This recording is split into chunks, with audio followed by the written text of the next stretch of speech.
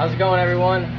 Tyler with the Landscape Business Playbook. Hey, listen, I talked to my Belgard rep about this particular block, the Melville wall, and I said, how high can we go with this wall for a freestanding wall, and what is the max that you recommend we go with this wall, period?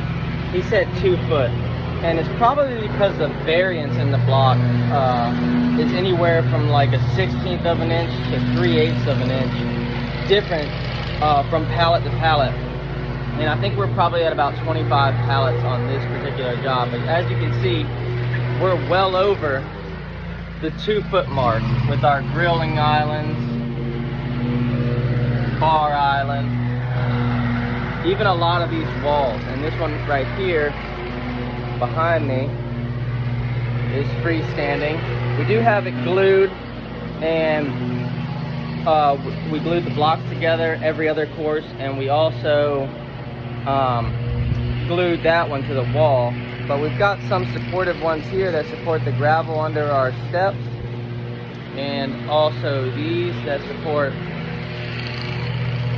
the entire patio, let alone this column is like 4.5 foot alone.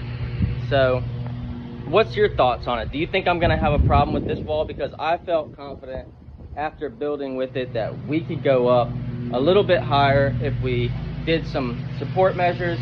A lot of this is all gonna have countertop on it anyway, glued, holding it together, keeping it from bow out and stuff. So let me know what you think. Do you think I'm gonna have a problem with this wall being so tall? Some of it, you know, 3.5 foot for the bar islands, and some even this one being closer to 4 foot. So let me know what your thoughts are. Do you think I'm gonna have an issue with this, or do you think I'm good to go?